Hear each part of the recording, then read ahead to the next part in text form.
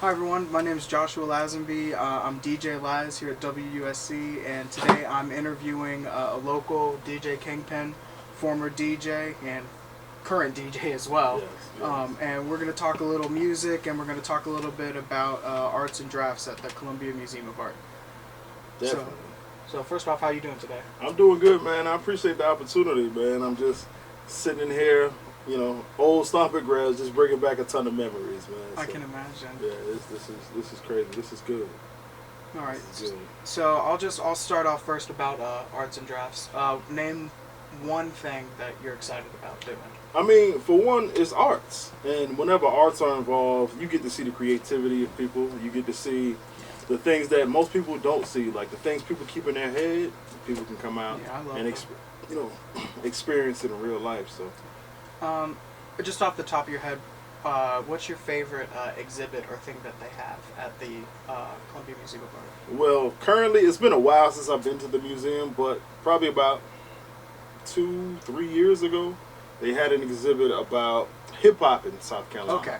And that exhibit included some of the forerunners of hip-hop from the beginning of, South Carolina hip-hop, with like DJ Prince Ice and them boys and Street Side. And they definitely talked about us, Nonstop Hip-Hop, one of my very old shows when I was here at WUSC. Nice. Me and my man DJ Shakis and my man DJ Tony New and A Lover, and just talked about the history of hip hop and how it's progressed throughout the years. So that was definitely one of my most memorable interviews, and I mean not interviews, exhibits at the museum. So I liked right before COVID shut us down, they had Kirk Hammett's his horror film poster collection. That was awesome. That was fantastic. I got to go in. I actually got to see him talk at the museum about it. Yeah, it was. Okay, wow. It was really cool. But some of those posters, man, he listed off some huge numbers on price, and I was like. He got a unique mind. I know and those posters made perfect sense. But those prices, I mean, they're fair. It's his original art, so that makes sense. Well, I think we're going to talk a little bit about music now, which I know we both love. Yeah, we so definitely love it. Here's a fun one. What's the craziest thing that has happened to you at a concert? It can be where you were either performing or attending. Just craziest thing ever. Craziest thing. Whew, it's probably a few too many, but I'll start here. In this studio, definitely had a couple fights break out. Definitely had a couple people embarrassed on the mic. A couple people got called in. Even we had a young kid one time, and his mother was looking for him. His mother called the station because he was normally coming up.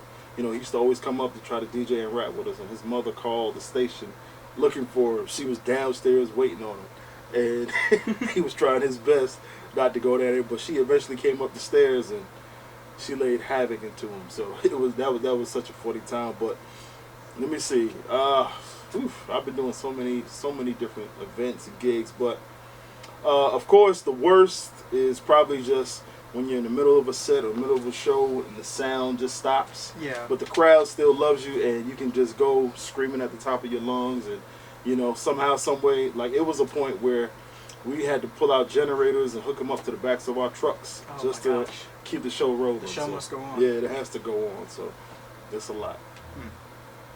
Speaking of concerts, what is your favorite venue that you've performed at? My favorite of all time, of course, if you know the history of me, my history begins with Nonstop Hip-Hop. And Nonstop Hip-Hop was a radio show that started here at WUSC. That was my second show I did with my good friend DJ Shakis. Me and him, his name is Shakis the Beast now. Me and him, we started that show, and from the radio show, we ventured into doing live shows, which was called Nonstop Hip-Hop Live. Right. And we used to do those at the Elbow Room down at 5 Points, which is no longer there. And then eventually we moved to West Columbia, and we have a residential spot at the New Brooklyn Tavern. So I would literally say the New Brooklyn Tavern. We were there. It's a good pick. At least 10 years, just doing different events and shows and breaking speakers and blowing mics and you know, having fun with the salmon and people. So definitely New Brooklyn Tavern would be my favorite. Yeah, I've been there, you know, enough. It's just a really nice, really fun. Now it's way nicer than we were there. New Brooklyn was dirty. Leaks coming from the ceiling. Speakers were busted, but the soundboard, like that sound, nothing sounded like New Brooklyn. I was gonna say, if the sound's there, then that's like nothing. Like we've been to other places, you know. We played in the Coliseum, we played at the Township, we've played, you know, live on Main Street. We've done all types of stuff, but nothing sounds like the New Brooklyn Tavern. Nothing. So, what was your favorite concert that you were actually an attendee at? I have a few because you know, I've been DJing for a while and a fan of music for all my life, but I would say like my favorite shows, probably KRS-One. I've seen him a couple times. The Roots put on like a good 3-4 hour set when we seen them up in Charlotte. Earth, Wind and Fire puts on a great show. I've seen Maze. I've seen No Doubt puts on a great show, which is wild. Who else did I see? I've seen I can see his face. Actually, he's a Kenny Rogers, because you know I'm a fan of everything. Yeah. Kenny Rogers puts on a great show.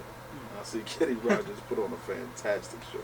So it's like it's too many to name. Oh yeah. When you go to so many. Yeah, you know. it's too many. Now who's one person that you haven't seen yet that you'd like to? If this person was still alive, I would love to see James Brown live. Okay. I'd love to see James Brown. James Brown and David Bowie.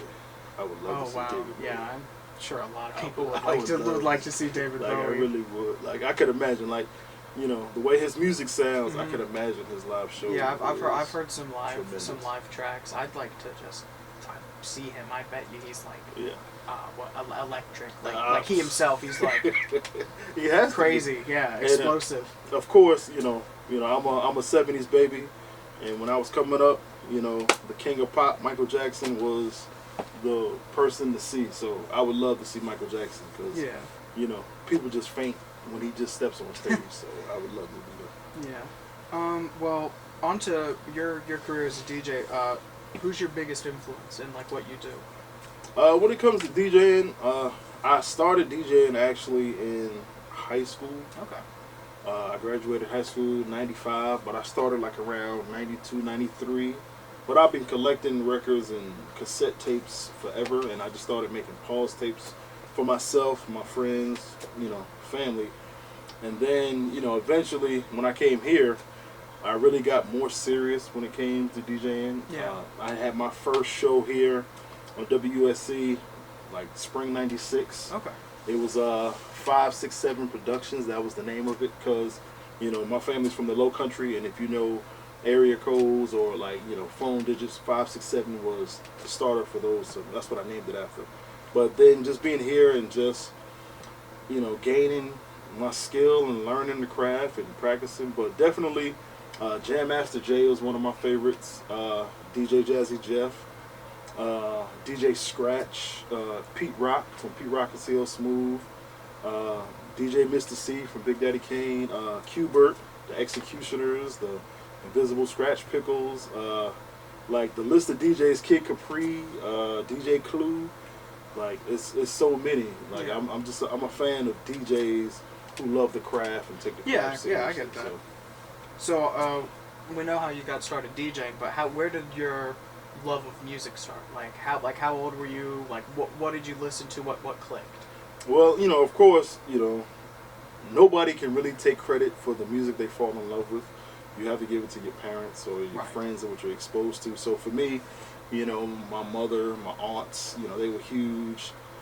Michael Jackson, you know, Anita Baker, Teddy Pendergrass type fans. They love soul and Motown and Stax and, you know, even, you know, new wave and like all types of stuff, gospel. So like really from my parents. But for me, I remember I had to be about 6 or 7. The first piece of music I think I ever bought was Fat Boys. It was a Fat Boys cassette tape, and then I went back and got the actual vinyl. And from there, it's just been collecting. Well, yeah, because when you started, you actually had to go get it. You had to take up. You had to take up some space. It's not like when I got started, just get it's all on my phone. Yeah. I had to get the actual cassettes. So yeah, that's really cool. All right, so what is your favorite genre of music, if you could choose one, and then what is a genre or subgenre of music that you think is underappreciated? For me, my favorite type of music is hip hop. I'm a hip hop fan. I love it all. I love it from Run DMC to even Kendrick Lamar. Hip hop is my favorite. I think the most underappreciated currently for me, probably blues.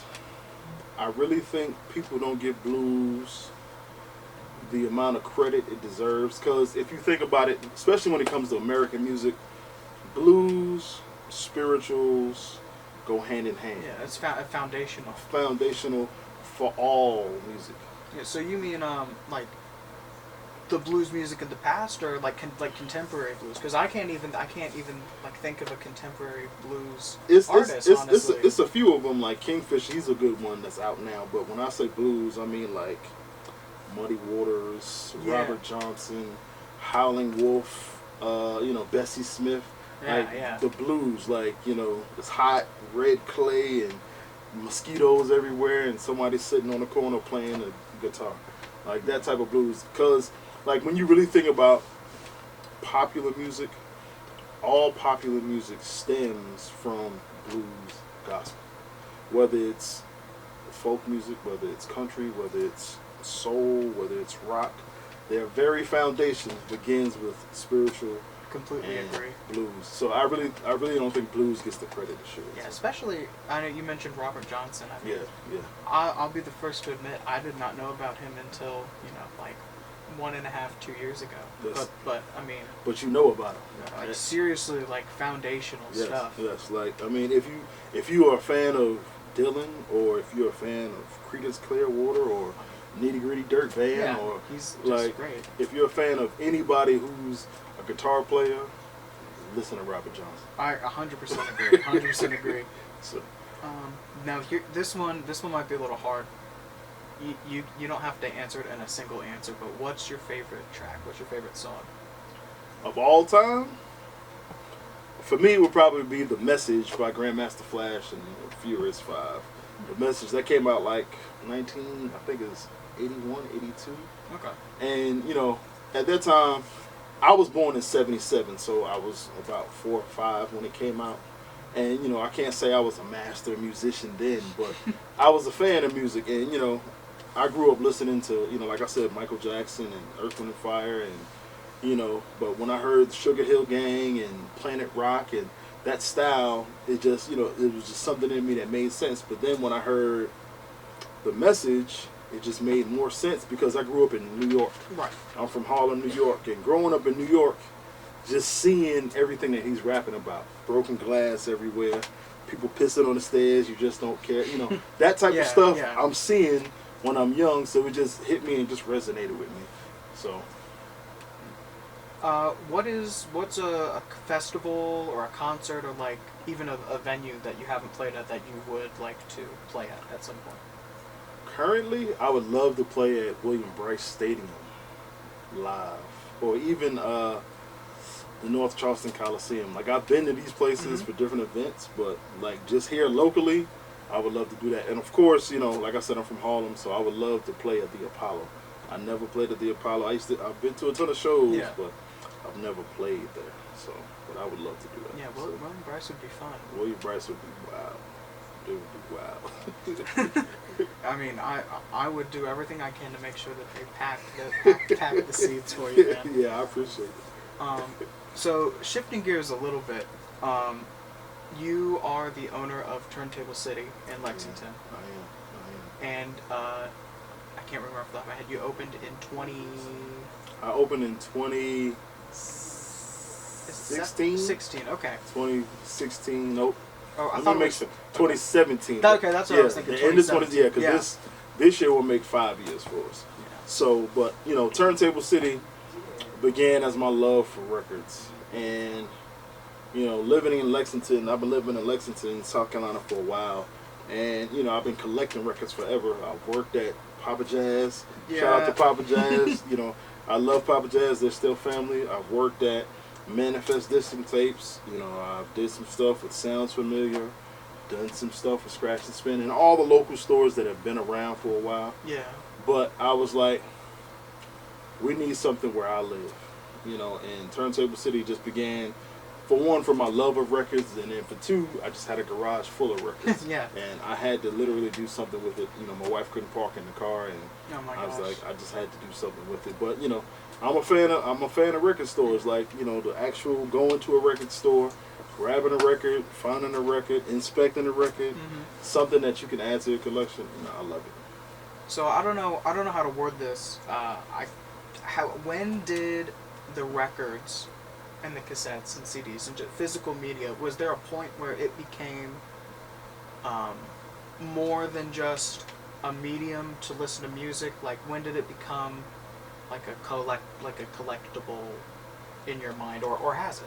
Well, for me, I mean, it's not so much the actual media. I love the media, Right. you know, but for me, I've just always been a fan of music. You Okay, know, yeah. you know, I grew up, you know, I have, you know, some real close family members, but, you know, I'm an only child. So music was my comfort sometimes. You know, if I'm mad, I know what I can listen to. If I'm upset, if I'm heartbroken, I know what I can grab. And just that love for music just, you know, eventually just came for me. So, you know, my collection officially started with cassette tapes. And I still have a ton of cassette tapes at home. But, you know, eventually when I wanted to take my love for music outside of my bedroom, I had to learn how to actually DJ. So I had to, you know, get some actual records. Because at that time, it was records and 45s. Now, you know, people just use controllers and Serato. And, you know, some people don't even bring, you know, some people have never even played on a turntable. Some people just bring a a flash drive. And, but, you know, it still works. Yeah, it's music. It does work. The mixes don't make themselves.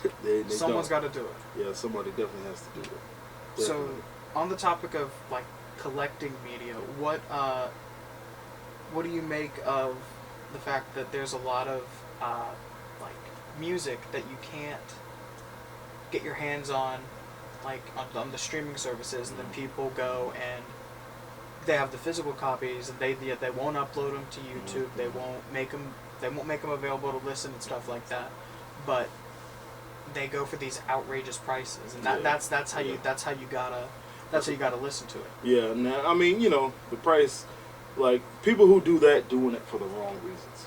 Like, I understand if you want to keep something to yourself, it's, you know, if it's something unique and you want to make sure it's yours and you just want to share it with your crew of people, that makes perfect sense.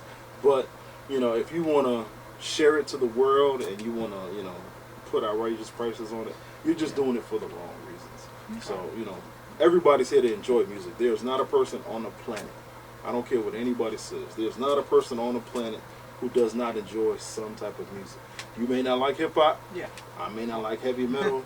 You may not like country or classical, but somebody's going to listen to something. So if you can help somebody, help them. It's just a song. So. Yeah, that's what I will say, I'll say I've done this, but I want to know if you've done this. Have you ever had something on tape, on record, that somebody wants to listen to, and have you ever, like, you know, like, recorded it and sent it over for me? I assumed you have it. It's on the same topic. Definitely, yeah. I'm not a hoarder of music. If I have something that I know you would enjoy, by all means. All right, yeah, that was just.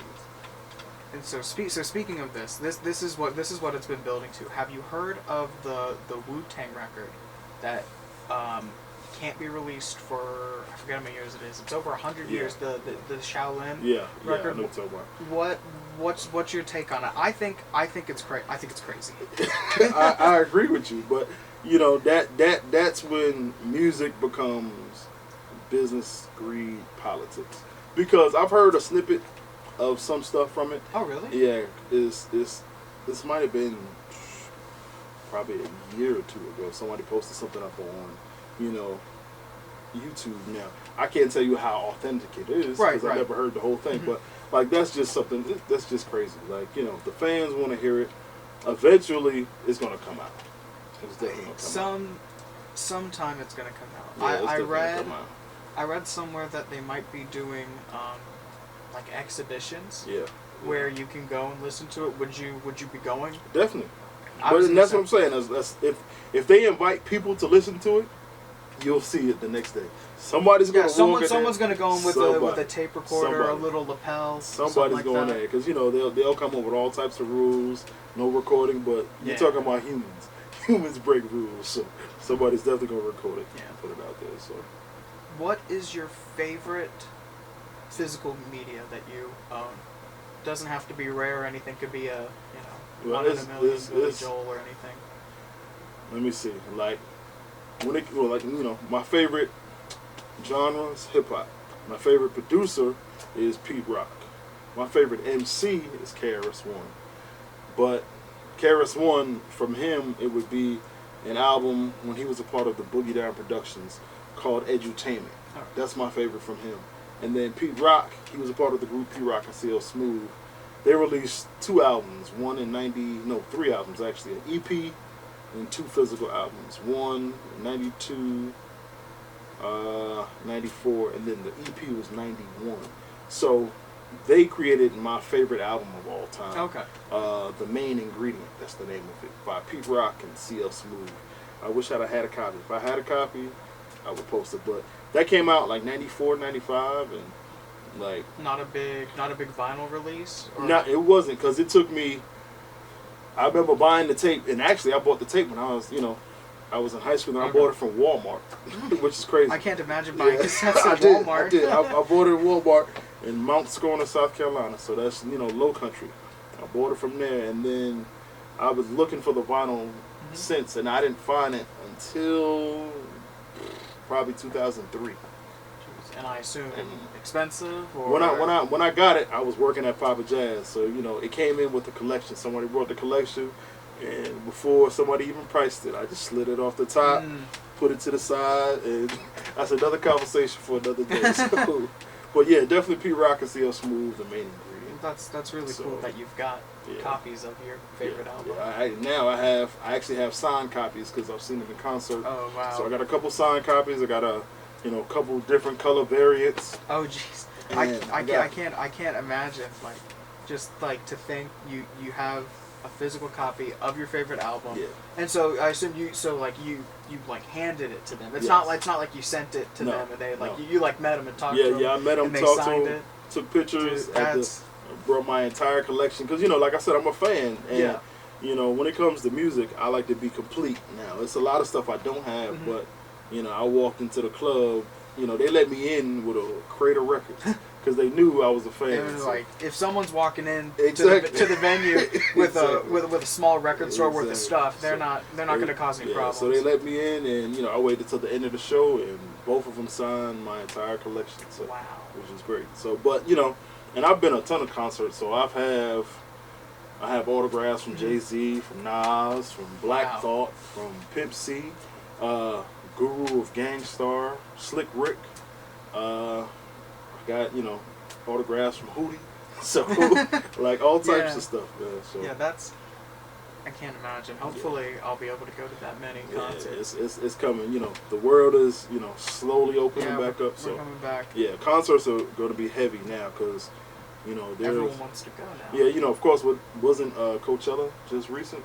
Or is that coming up? I don't even know. I'm not sure. I think Coachella is coming up. I think it's coming. It was one of them, or might be like South. It's gonna be big. It's gonna be crazy. So What's the next show you've got lined up to go to? Well, for me, the most recent is the Arts and Is it Arts and Draughts? That's how you pronounce it. Let me see if I can get this real quick. Arts and Draughts. I think it's Drafts actually. Is it Drafts or Draughts? I think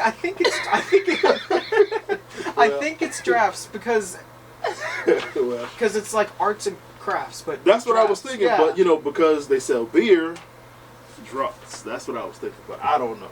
I could be wrong. Yeah. But that's the most recent one that I'm coming up to, and right now, I used to be DJing very, very, very, very heavy in clubs, doing weddings and parties and shows. But I'm a family man. Yeah. I'm I'm a career man, and I actually have, you know, a couple small businesses, including Turntable City. So my time is real slim now. So when I do come out to DJ, I just come to have fun. But I have this coming up. I actually have the 5-year anniversary of Curiosity Coffee Bar, which is off of North Main Street. Yeah, I've seen you there once or twice. Yeah, I've been there a while, and they have their anniversary coming up the week after Arts and the Arts. And so I'll be doing that. And then, of course, I got some stuff coming up for the summer. But, you know, as always, you know, you can just check my website. It's DJKingpinVOV.com. Villain of Vinyl. Yeah, Villain of Vinyl. So, and, you know, I got that nickname. actually from my wife. Because of all the records in the garage? Yes, records in the garage, records in the house. And, you know, she just got tired of stepping over stuff. So I was an enemy for a while, and you know I just found a synonym for enemy, and villain came up, and Villain of Vinyl. So let's see, what was the first concert that you like attended after things started to ease up?